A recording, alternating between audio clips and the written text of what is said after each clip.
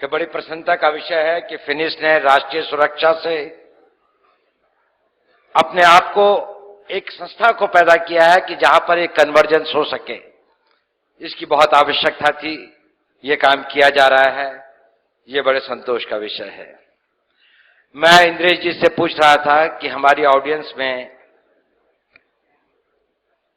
कि क्या अपेक्षा होगी जो यहां पर बोलने के लिए आते हैं, तो उन्होंने मुझे बताया कि यहां पर 60 से 70% लोग वो हैं जो सुरक्षा या रक्षा से किसी न किसी रूप में जुड़े हैं, जिनका इसके बारे में काफी अनुभव है, ज्ञान है, एक इंसाइट है, और कुछ लोग हैं जो कि समाज से या सामाजिक कार्यकर्ता हैं, समाज से जुड़े हुए हैं। और मुझसे कहा गया कि मैं आंतरिक सुरक्षा के बारे में आपसे कुछ बोलूं। आमतौर पर जब हम आंतरिक सुरक्षा की बात करते हैं तो या तो हम घटना विशेष की बातें करते हैं या किसी थिएटर विशेष की बात करते हैं। Jammu Kashmir, north east, Maoism. मैं जरा ऐसा इससे हटकर एक दूसरे रूप में आंतरिक सुरक्षा के बारे में चाहता हूं कि हम लोग सोचें, क्योंकि आप लोग एक्सपर्ट्स हैं, शायद आप लोगों के विचारों से इसमें कोई नई बातें पैदा हों। द्वितीय विश्व युद्ध के खत्म होने के बाद 36 राष्ट्र डिग्रेड हुए। डिग्रेडेशन एक टेक्निकल टर्म है जिसमें या तो उसकी सार्वभौमिकता या उसकी जो सरकार थी या जो पद्धति थी, जो कॉन्स्टिट्यूशन था, वो समाप्त होकर एक नई तरह का राज्य बन गया। तो जो 35 देशों का डिग्रेडेशन हुआ, उनमें से 28 का कारण आंतरिक सुरक्षा थी, यानी लगभग 80%।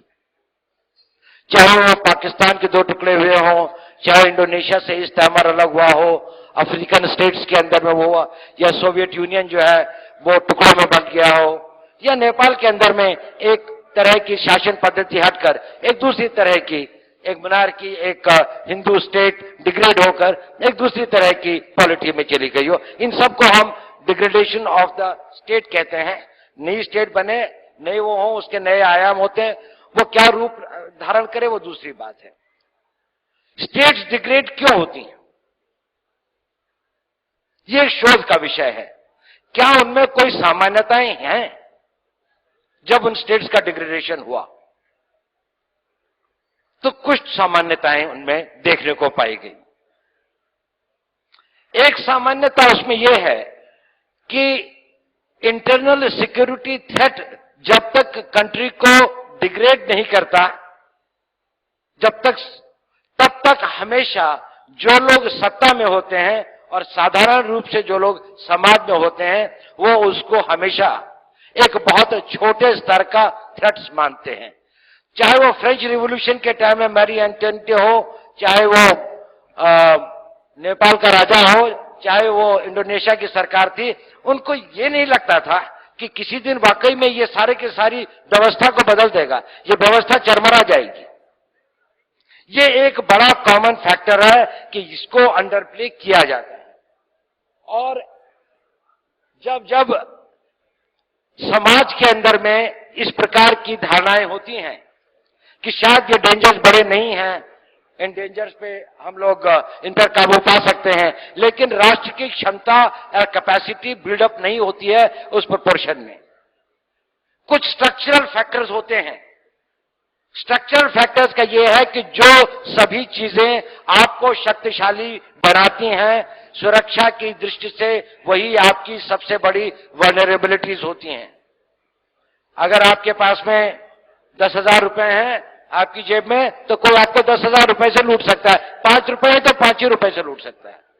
तो हमारा राष्ट्र का बड़ा होना, इसकी जनसंख्या का बहुत बड़ा होना, 1.2 बिलियन, 32 लाख स्क्वायर मीटर का हमारा लैंड एरिया होना, 15,000 किलोमीटर का हमारा लैंड फ्रंटियर, 60,000 किलोमीटर का हमारा coastal border, 20 lakh square kilometre का हमारा एक्सक्लूसिव इकोनॉमिक जोन, ये सब हमारे राष्ट्र की संपत्तियां हैं, हमारी राष्ट्र की मजबूतियां हैं।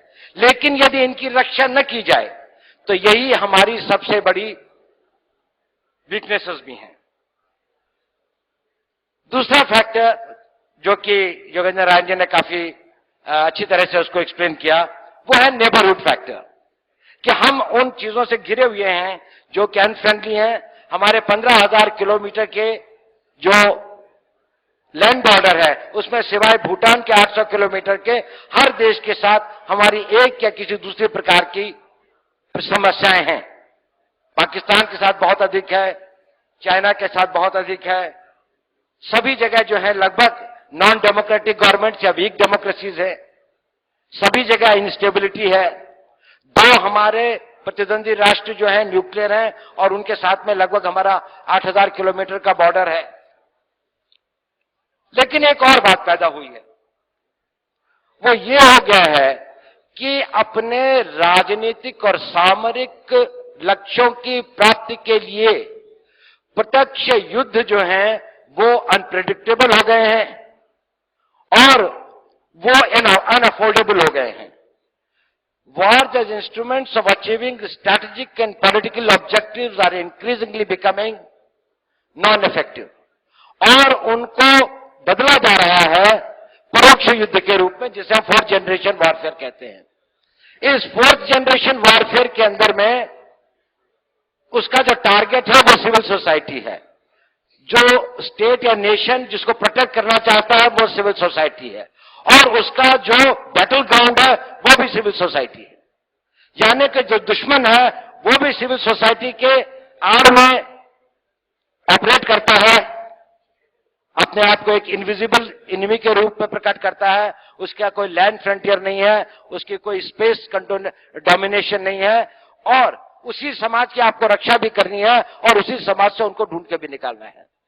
और सिविल सोसाइटी इसलिए एक बहुत ही गंभीर एक वो बन जाता है कि सिविल सोसाइटी में फोर्थ जनरेशन वॉरफेयर में, चाहे वो माओइज्म हो, चाहे वो एक्सट्रीमिज्म हो, रिलीजियस जिहाद हो, इन सब के अंदर में समाज को, सिविल सोसाइटी को कैसे हैंडल किया जाए और कॉन्फ्लिक्ट्स ऑफ इंटरेस्ट को कैसे प्रायोरिटाइज किया जाए।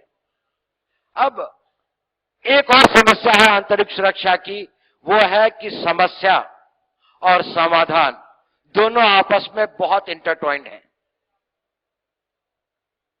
क्योंकि उनके अंदर में जो समस्या है समाधान उसी में नहीं था, और कभी कभी समाधान ही समस्या का कारण होता है। इसमें कहते हैं कॉन्फ्लिक्ट ऑफ इंटरेस्ट। कॉन्फ्लिक्ट है liberty and freedom to people and supreme sovereign interest of the state. साधारण आदमी को स्वतंत्रता दी जाए, उसको जो मर्जी, जो उसको बोलने का अधिकार हो, उसको घूमने का अधिकार हो, जाने का अधिकार हो, अपने विचारों को व्यक्त करने का अधिकार हो, और इसी अधिकार का दुरुपयोग करके समाज के अंदर सबवर्जन भी होता है, सबोटेज भी होता है। इन्हीं लिबर्टीज का वो करके वहां पर उनको उन जगह पर एक्सेसिबिलिटी मिल जाती है जहां उन्हें नहीं मिलनी चाहिए। National interest and political interest में टकराव, कि जहां पर नेशनल इंटरेस्ट में हमें कुछ चीजें करनी चाहिए, लेकिन यदि वो राजनीतिक दृष्टिकोण से उनके पक्ष में नहीं है तो वो निर्णय नहीं लिए जाते, उन नीतियों पर नहीं चला जाता। Social justice and economic competitiveness में टकराव, क्या आप सोचते हैं सोशल जस्टिस किया जाए, हर एक को बढ़ाया जाए, ये बहुत जरूरी चीज है, उसके बिना सुरक्षा नहीं होती। लेकिन अगर आप नेशनली कॉम्पिटिटिव, इंटरनेशनली कॉम्पिटिटिव नहीं होते हैं, जिसके लिए आप मिनिमम कॉस्ट पर मैक्सिमम वो कर सके, तो इनइक्वालिटीज क्रिएट होती है। इनइक्वालिटीज क्रिएट होती है तो फॉल्ट लाइन्स क्रिएट होती हैं, इंटरनल सिक्योरिटीज की इंक्लूसिव ग्रोथ नहीं होती है। और सबसे बड़ा कारण जो उसके अंदर में पैदा होता है कि आप अपने एनिमी को परिभाषित करने में या तो कर नहीं सकते और या करने में संकोच करते हैं। और कोई भी युद्ध जिसमें एनिमी को परिभाषित नहीं किया जा सकता, वो युद्ध कभी जीता नहीं जा सकता। You can never win a war against an enemy whom you cannot define। और क्योंकि आप उसको पॉलिटिकल रीजन से डिफाइन नहीं कर पाते और भी कई कारणों से डिफाइन नहीं कर पाते, इसलिए यह वॉरफेयर हमेशा एक नेबुलस वॉरफेयर रहता है। इसकी एक और विशेषता, जो नई विशेषता है, वो ये है कि जो नॉन प्लेइंग एक्टर्स हैं उन्होंने अपना एक नया स्थान ग्रहण कर लिया है। जैसे मीडिया चीजों को इस रूप में प्रकट करती है जैसे मार्गरेट थैचर ने कहा था, मैं टेररिज्म को समाप्त कर दूं अगर मीडिया नहीं होता। और कई टेररिस्ट लीडर्स ने यह कहा है कि ज्यादातर टेररिस्ट एक्शन जो होते हैं, जो कि टारगेट स्पेसिफिक नहीं होते, वो केवल मीडिया की पब्लिसिटी को गेन करने के लिए होते हैं, क्योंकि उनका टारगेट है सिविल सोसाइटी में दहशत पैदा करना, ज्यादा से ज्यादा असुरक्षा की भावना पैदा करना। उनके टारगेट्स वो नहीं हैं जो मर गए, उनके टारगेट्स वो हैं जिन्होंने मरे हुओं को देखने के लिए जिंदा हैं। यदि उनके अंदर दहशत, उनके अंदर आतंक पैदा करना है, इसके लिए मीडिया सबसे बड़ा एक जरिया है। उसके बाद जो एनजीओज है, थिंक टैंक्स हैं, वो एक किस प्रकार की भ्रांतियां फैलाते हैं, और कई जो विदेशी और जो हमारी विपरीत शक्तियां होती हैं, वो जानबूझकर इनको पैदा करती हैं।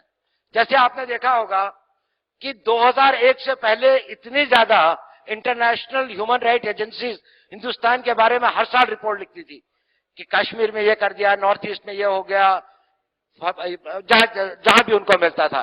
लेकिन 2001 के बाद जब अमेरिका को सब जगह ऐसी नीतियों को अपनाना पड़ा कि जब वो ह्यूमन राइट्स के ऊपर कामयाब नहीं रह सका, तो एमनेस्टी इंटरनेशनल, एशिया वॉच वगैरह की रिपोर्ट बंद हो गई तो बहुत माइल्ड हो गई, वरना वो गौतमाला बे को कैसे जस्टिफाई करते। वो इलीगल डिटेंशन और लोगों को पिकअप करके या एरियल बॉम्बिंग के द्वारा जो साधारण लोग हैं जो उसको कैसे जस्टिफाई करते। अब इनका प्रतिकार कैसे किया जाए, इन एनजीओज को, इन थिंक टैंक्स को, जो एक विशेष उद्देश्य की प्राप्ति के लिए, जो राष्ट्र को कमजोर बनाने के लिए एक लार्जर गेम प्लान के पार्ट हैं, वहां पर वो क्या कर सकते हैं।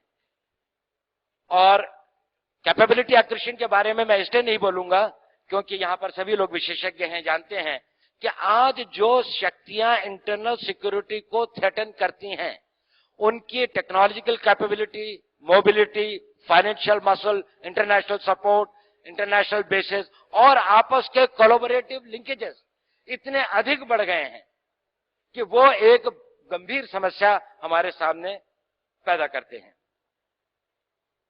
तो अगर हम अपनी भारत को देखें, इन चीजों को देखते हुए कि किस आधार पे हम कहेंगे कि हमारी इंटरनल सिक्योरिटी सिचुएशन गंभीर है या गंभीर नहीं है।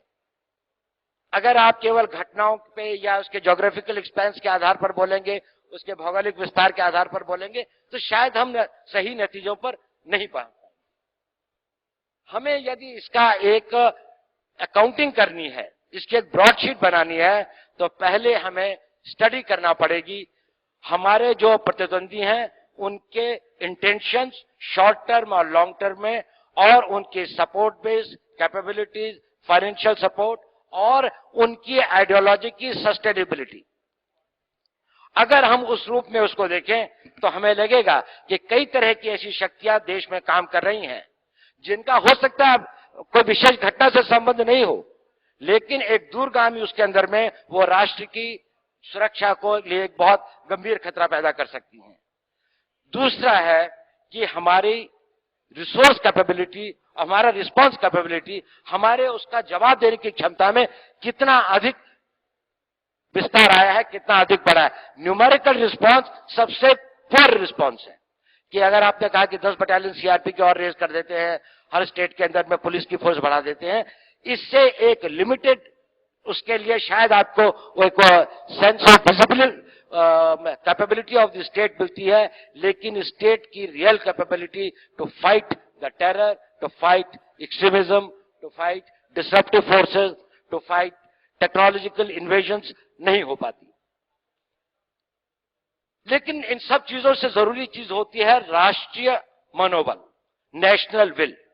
और दुश्मन जब परोक्ष युद्ध करता है, कोवर्ट एक्शन करता है या प्रॉक्सी वार करता है, तो वो नेशन के विल को समाप्त करना चाहता है। और नेशन के विल को समाप्त करने में दुश्मन का हाथ हमारे अपने लोग भी बटाते हैं, जबकि वो राष्ट्र को ये कहते हैं कि नहीं, सब कुछ सामान्य है, सब कुछ ठीक हो रहा है, हम लोग सक्षम है, हम जवाब देंगे, और कुछ करते नहीं है। जब दुश्मन को यह लगता है कि हमारी रिस्पांस कैपेबिलिटी नहीं है, तो इससे उसका मनोबल बढ़ता है, और जितना उसके मनोबल में वृद्धि होती है उतने ही अधिक हिंसा की घटनाएं बढ़ती हैं। तो इसके लिए राष्ट्रीय विल को बनाने के लिए सबसे आवश्यक चीज होती है राजनीतिक इच्छा शक्ति, पॉलिटिकल विल। और राजनीतिक इच्छा शक्ति बनाने के लिए एक नेशनल कंसेंसस, एक राष्ट्रीय सहमति उन विषयों पर जिससे राष्ट्र की सुरक्षा को खतरा हो, यह बनानी आवश्यकता होती है। इस दोनों बातों पर, एक इस बात पर कि खतरा क्या है और कितना गंभीर है, इसका प्रारूप क्या है, और दूसरी बात कि इसका समाधान क्या है, ताकि जिस भी समाधान को हम लागू करें राष्ट्र के हित के लिए, जिन पॉलिसीज को, उसके ऊपर जनता का और सभी राजनीतिक दलों का और सभी पक्षों का पूर्ण रूप से उनका वो मिले। तो आज आवश्यकता है राष्ट्र के अंदर में एक integrated national strategy and tactical capacity build करने का। अगर स्ट्रैटेजी हो और टैक्टिकल कैपेसिटी नहीं हो, तो फिर ये एक शोर होता है हार से पहले। कहते हैं strategy without tactics is only a noise before the defeat, just as tactics without strategy is the shortest way to suicide in a defeated platform. इसलिए हमें अपनी strategic capabilities and tactical capabilities दोनों को बढ़ाना बहुत आवश्यक है, और इसके लिए जो फिनिश का प्रयास है ये बहुत ही इसकी प्रशंसनीय है। अब स्ट्रैटेजी के बनाने के लिए जो आप लोग यहां पर हैं, आप लोग एक बड़ा भारी योगदान कर सकते हैं, क्योंकि प्रजातंत्र की एक बड़ी शक्ति है कि जो भी लोग सत्ता में हो, चाहे वो किसी भी पार्टी के हो, वो हमेशा ये चाहते हैं कि ऐसी नीतियां बने, और वो ऐसी नीतियां हो जिन पर कि जनता को भरोसा हो और जनता का उन्हें जनता का सपोर्ट मिले। यदि आप उन नीतियों को एक वोकल तरीके से अपोज करते हैं जो कि राष्ट्र हित में नहीं है, और जो राष्ट्र हित में है उनको सपोर्ट करें और एक पब्लिक ओपिनियन बनाएं, तो ये एक बड़ी भारी सरकार के ऊपर दबाव डालने का एक बड़ा भारी जरिया बन सकता है। एक ये भी आवश्यक है कि जो नेशनलिस्ट फोर्सेस हैं, जिनकी राष्ट्रीय सोच है, उनमें कन्वर्जेंस कैसे लाया जाए। वो एक प्लेटफॉर्म पर, एक आवाज से, एक नेटवर्क से, चाहे संस्थाएं अलग अलग हों, और इसके लिए यह बड़ा आवश्यक है कि चाहे जो भी लोग हों, चाहे जिस भी प्लेटफॉर्म से और जिस भी रूप में राष्ट्रीयता की भावना को आगे बढ़ाना चाहते हैं, हम उनको पूर्ण सहयोग दें। चाहे अगर मीडिया का हुआ है, तो मैंने देखा है इंटरनेट के ऊपर में कई लोग हाईली नेशनलिस्ट चीजों को प्रेजेंट कर रहे हैं। कई ऐसी ऑर्गेनाइजेशन हैं जिनकी अपनी वेबसाइट्स हैं, जो अपने व्यूज को लिखते हैं, लेकिन क्या हम उन्हें सपोर्ट करते हैं, विजिट करते हैं? अगर उस पर 1 मिलियन हिट होनी शुरू होती हैं, तो वो ऑटोमेटिकली एक साइबर स्पेस के अंदर में वो जगह ग्रहण कर लेती है जहां पर दुनिया के थिंक टैंक्स, थिंकर्स, गवर्नमेंट्स उसका वो लेना शुरू करते हैं। लेकिन हमारे थिंक टैंक्स और हमारे उसके ऊपर में शायद लोगों में भी इतनी जागरूकता नहीं है कि किस प्रकार हम उनको आगे बढ़ा सकते हैं। तो इसी प्रकार से मेरे ख्याल से वो कर सकते हैं। और एक बात जो मैं आखिरी कहूंगा, इसके बाद मैं बंद करता हूं, कि एक नॉलेज डोमिनेंस का होना बहुत आवश्यक है। नॉलेज डोमिनेंस, आज से 2500 पहले चीन के सोवियत सेन ने कहा था कि यदि आप अपने दुश्मन को पूर्ण रूप से जानते हैं, तो आप हर लड़ी भी, जितनी भी लड़ाइयां आप लड़ेंगे, उनमें से आधों को अवश्य जीतेंगे। और अगर आप स्वयं को पूर्ण रूप से और अच्छी तरह से पहचानते हैं, तो बाकी आधी भी आप जीतेंगे।